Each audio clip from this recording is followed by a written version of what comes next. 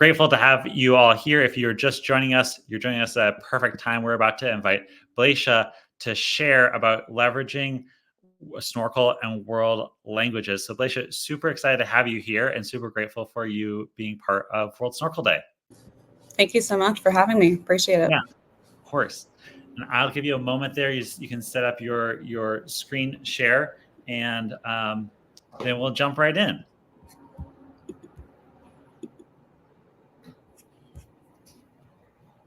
All right. All right. Everything's good? Working all right? Working great. All right, thanks. All right, everyone, thanks for having me. So I have a bit.ly link I'm going to put in the chat for you. And if you'd like the presentation, you can have a copy of it. If you want to interact with the links, that's why I'm going to include that link there for you. John, if you don't mind posting that for me, I'd appreciate it.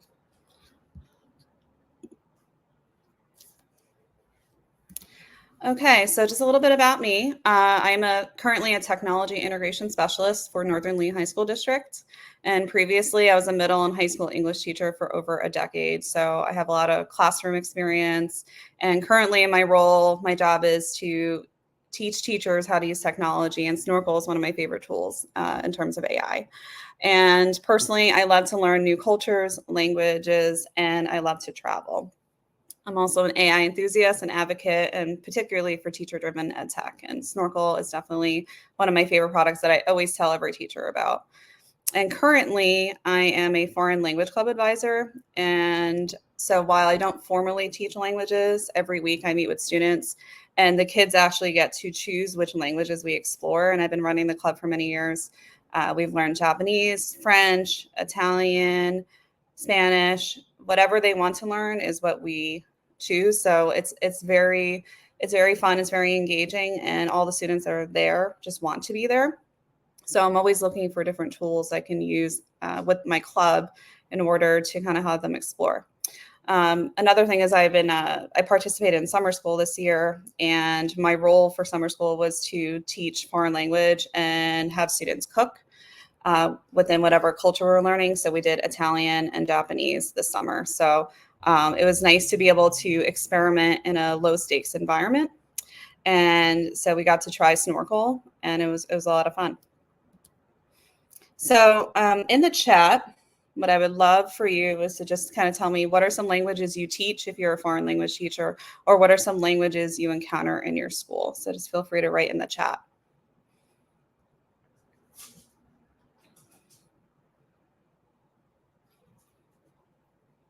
So while I'm waiting, I'm just going to let you guys know that I've tried Snorkl for Japanese, Italian, and Spanish, and it has worked really, really well. Really, really well.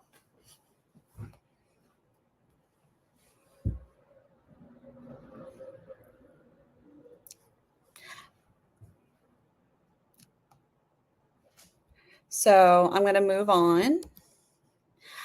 So when it comes to world languages, the one thing I wanted to reiterate, Farsi, that's really fun, is that the Snorkl library is fantastic. However, currently there is nothing in the library. So using Snorkl was challenging for me because I was like, I don't have an example. Like every time I have a tool, I want to first try a template and kind of like experiment.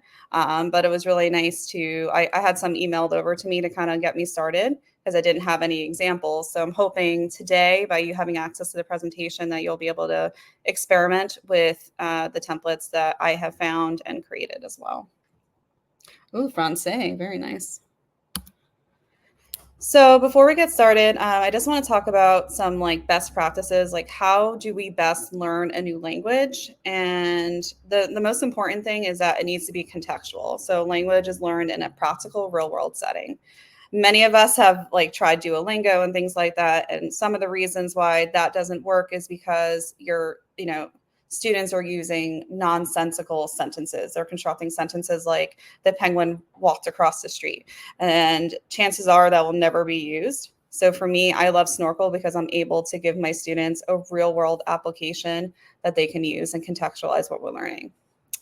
It's also engagement. We need to make it immersive and fun. And kids at first, when they do Snorkl, and I know some of you are new to Snorkl, they're going to be terrified.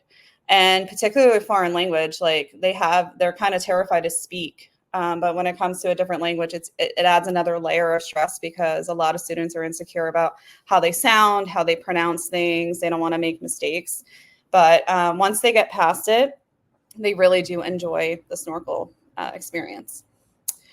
Another thing about languages is we want cultural insights. We want to expose students to nuances. So what I love about Snorkl is some of the activities I'm going to show you, it's not just learning the language, but kind of learning about different artists and different things that are happening in the culture. And particularly with AI and Snorkl in particular, the best way to have students learn is obviously to practice. And when it comes to that, enabling students to practice repeatedly with instant feedback will lead to better retention and mastery. We don't want it that they just memorize it for the test. We want it that they scaffold and they grow. So what I love about Snorkl is that there's repetitive practice. If you've used it before, you know you have the ability to re-record. So if students don't get it right in the first try, they're able to re-record, resubmit, and I think the ability to practice over and over again helps with accuracy and fluency. In addition, Snorkl and other AI, that it provides continuous feedback, so they're getting polite corrections and suggestions as they're interacting in real time. And then again, if they get the feedback, they want to try again. A lot of my students did that. They didn't like their score the first time and they realized that they're not a failure, but instead they're learning. So they progress, and I love that feature. So what I have here is an example of a level 1 assignment. So if you do have the slide deck, if you click on this picture, it will be the Japanese numbers 1 through 10. This is an activity I did with my summer school. And the reason I'm going to show you different levels today, different assignments based on where a student is. Are they a newcomer? Are they just learning the language? Are they just doing it for fun like a club? Is it maybe like a level 1 class? And I just kind of wanted to show you different approaches depending on whether it's you as a world language teacher, or if you're a tech coach and you want to show this to your world language teachers, different levels to differentiate. So in this example, my students learned about numbers and animals. So they learned how to count 1 through 10, they're Japanese, and they also learned some animals. So I thought it would be a really great idea to kind of have them mash the two together. And again, they're very beginnings. Now, if you do want to try the activity, there's no pressure to, or if you want to do it later, that's absolutely your call. You can click here to join the class, and then the activity as a student would be here. And if you're interested in this activity for yourself, like just to make a copy, you can click on Japanese numbers 1 through 10, click on this picture, and it will take you there. So I'm going to click on this just so you can kind of see what's happening. So in this activity, I have students counting 1 through 10. And because it's a level 1, I put the directions just like Farmer Fobs did in the assignment. We can put directions. I put nothing up here, to be honest, because I know students don't generally read directions, but I made sure the task is very clear. And even though they should know 1 through 10, I put the directions in our conventional language, which is English. So I gave the task very clearly, count, and I'll just read it to you so you can see it. So we count 1 through 10 in Japanese. The next task they had to do is draw or copy and paste a specific amount of animals to say how many animals there are. So when we use Snorkl, there is that interactive whiteboard, and it's very easy for students to just copy and paste or draw with all the tools that are in the whiteboard.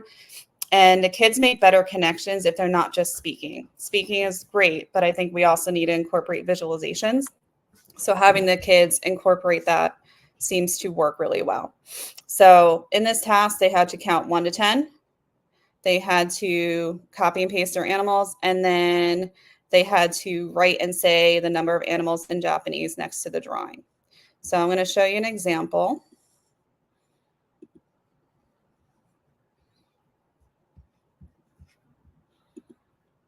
And hopefully the audio works. I'll play an example of a student's. Ichi, ni, san, shi, yo, roku, nana, hachi, ku, ju. Roku, fukeru. Perfect. So she did a really good job on this one. And notice she put the cute pictures of the owls, and then she chose the number 6. So again, it was just, I was layering an introductory skill, which is 1 through 10, simple numbers and animals, and just gave a little bit of student choice at the end. So she did a great job on this. And then she got some feedback. Now, one of her constructive criticisms was that, 6 wasn't clear. And it says it not only in English, but also in Japanese, which is pretty cool.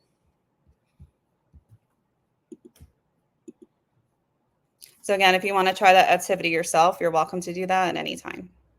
So I call this a level 1 assignment, and that's because, again, the task is clear.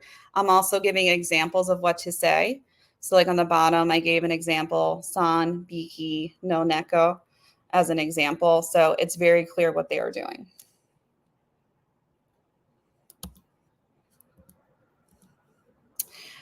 So I'm going to give you some tips along the way. I know many of us here know how to use Snorkl, but when you're doing your settings and setting up the AI feedback, what's really important is that you might, if you're doing foreign language, consider changing the language, because it defaults to English, obviously. But in my example, I changed it to Japanese. And the reason I did that is because that's what we were learning. Another thing to consider is the grade level. So while the students I had in my school, in my summer school, were middle school, 13, 14-year-olds, they're brand new to Japanese. So for this assignment, I dropped the grade level to elementary. So it's just a consideration. You don't have to do it. I just find that the feedback is a little bit stronger when we adjust those settings. So it's just my experience. Okay, so here is an example of what I'm going to call a 1.5. So this is if you or a teacher teaches like Spanish 1, and maybe it's towards the end of the year or the semester. So in this example, I'm just going to open this up. And again, with my slideshow, you can click on the pictures and get the examples and add them to your library. So in this example, just want to make sure I'm sharing. I'm not sure if you can see it. Let me just see.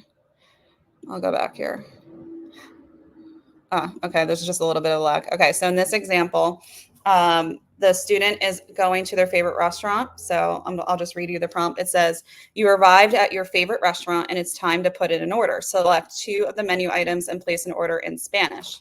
Be sure to be polite and courteous to the waitstaff. So we have on the right a menu of things like gazpacho, paella, all these things that they can eat.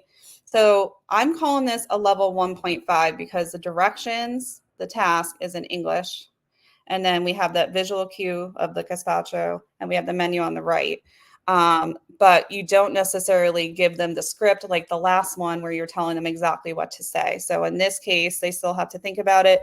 The students have some choice as to what they're going to order at this restaurant. We do have this real world context again. So, if they're at a restaurant, like what would they be ordering? And this was a really fun assignment for sure. Now, something I wanted to kind of bring your attention to is the expected answer. So if you are a foreign language teacher, or if you're telling this to them, you always want to start your answer, the prompt, as saying students must answer in blank language.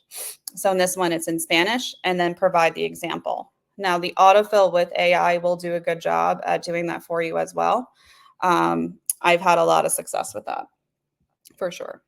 So again, I'm calling this a 1.5 because we do have it in English, and we have the visuals, but students still have some choice. The example answer has a greeting, and then the thank you at the end, and then the order in the middle. So again, this would not be good for like the first day of Spanish, but definitely towards the end of that course. Okay, so what about a level 2? So we're going to kick it up a notch again. And that's what I love about Snorkl, is that you can truly differentiate based on the student's ability and based on what you're teaching. So this one is for Spanish. This is past continuous tense. And again, if you have the slide deck and you click on the picture, you can have an example of the assignment. The expectation of the student is that they should respond in Spanish and use the past continuous tense at least twice in their story, and that they should get feedback about the expectations of the prompt, as well as proper grammar, syntax, and verb tenses. So again, this is the task, and I'll just read it to you in case you're having trouble seeing it. It's share a short story in Spanish about your unexpected encounter, imagined or otherwise, with a famous person or a character from a book. Use the past continuous tense to describe what was happening when the encounter took place. And the reason I call this level 2 is because now we have expectations of grammar. It's no longer just about like skill and drill vocabulary, but we're moving on to specific tenses. And here's a level 3, and this one's available in the Snorkl library already. It's in the Try as a Student. So this one I love because if you look here, the directions are actually in Spanish. So again, if you're teaching a more advanced class or a student actually speaks that language, they have the directions in that language. And what I love about this one is that the task, for those that don't know Spanish, is to compare the painting styles of 2 artists. So not only is it culturally relevant, I'll pull it up just so you can see it. Not only is it culturally relevant to kind of look at the artists themselves, and I'm just going to wait for it to I know there's a little bit of a lag, but not only is it culturally relevant, we also have this artwork. We have the task in Spanish. So again, very advanced. Love this task. And again, it's there for you. And I love how easy it is to make a task. All you have to do is, click on the text box, copy and paste some pictures, and voila, there you go.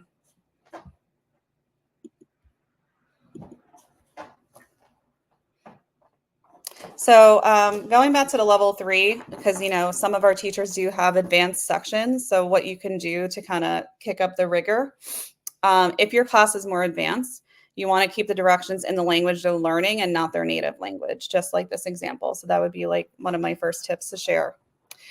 And another tip, again, based on my experience with teaching, is to try to incorporate visuals as much as possible. Like, even though they are advanced, it's still important that they have that visual there. In addition, have them use the whiteboard to prepare their response before speaking, because even though you do have these high expectations, it might be really challenging. And I'll show you what I mean.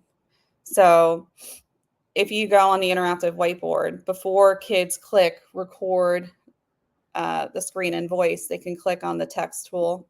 And I tell my students of all levels to do this, but especially the advanced, and then just start practicing their response. So that way they can kind of plan it out, have them write it out first before they jump in. Because again, a lot of kids are daunted by recording in general, but especially when it's in a different language, it's certainly challenging.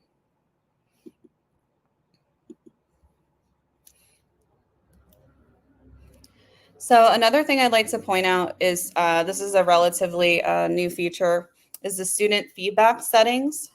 So whether you teach foreign language or not, I do think it's important that you know that there are these different settings that you can change on the individual student level.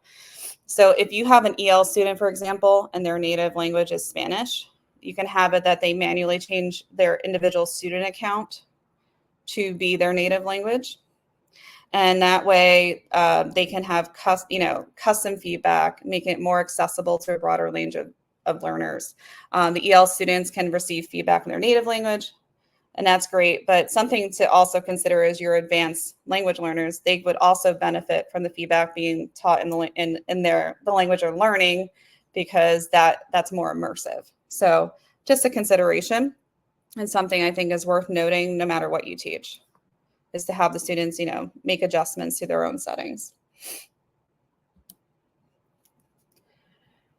When it comes to assignments, just to kind of give you a quick recap, there are 3 different levels that I like to say when it comes to assignments and how they're differentiated.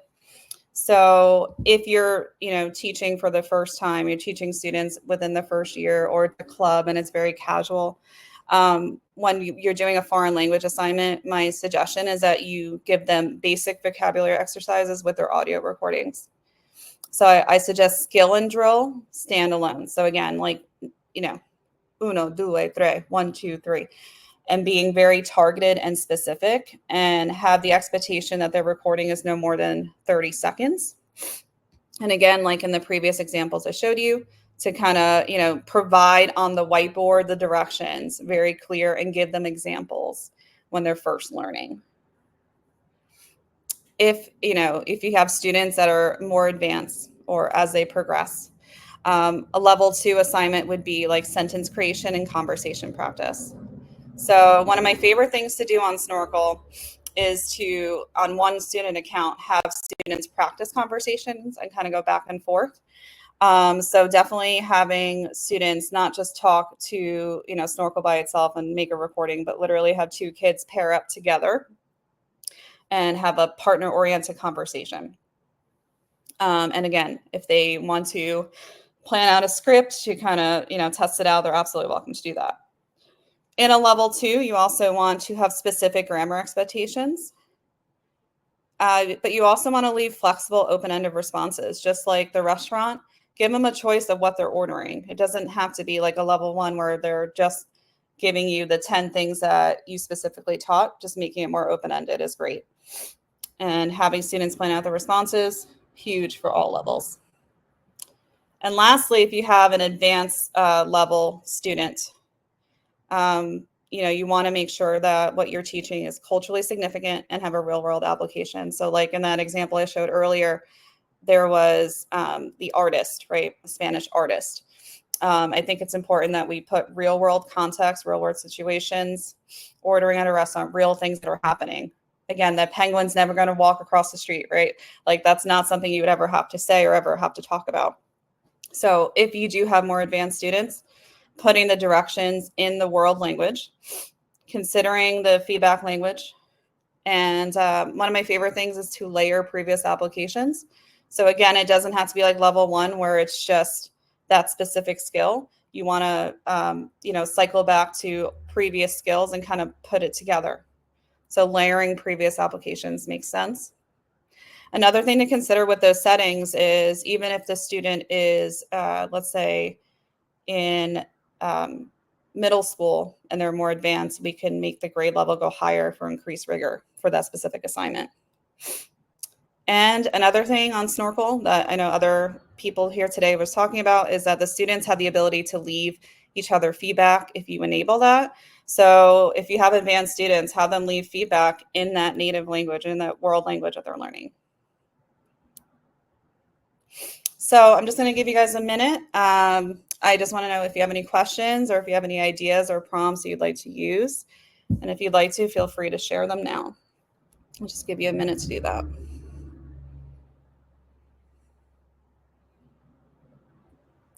While people are taking a second to type in the chat here, Blaisha, I just wanted to say I love what you talked about, the differentiation and different ways that you could really use Snorkl for something really basic as like students counting or simple vocabulary words to something that's far more in depth and using different tenses or things like that. I'm curious in what you were able to do with your students this summer. You had brand new language learners this summer, first time language learners. Where sort of what were the places you were using it the most? Was it around some of the basic recall, or was it more of trying to construct sentences, or what did you experience there? So yeah, it's great. So I think I did recall at first, just to kind of get them comfortable. And then what I tried to do, even in that example, that level 1, I tried to smash together 2 skills. So it wasn't just numbers. So like when the first time they would do like count 1 to 10. And then after that, I was like, okay, count 1 to 10 with the number of pets you have. Yeah. And I, so that's, so in a way they did kind of approach almost a level 2 because they're kind of like combining the 2 together. Cool. Yeah. I know. I'm thinking back to my own high school days. We would go to the language lab. We had a language lab where we would basically record ourselves and then we would listen to ourselves back.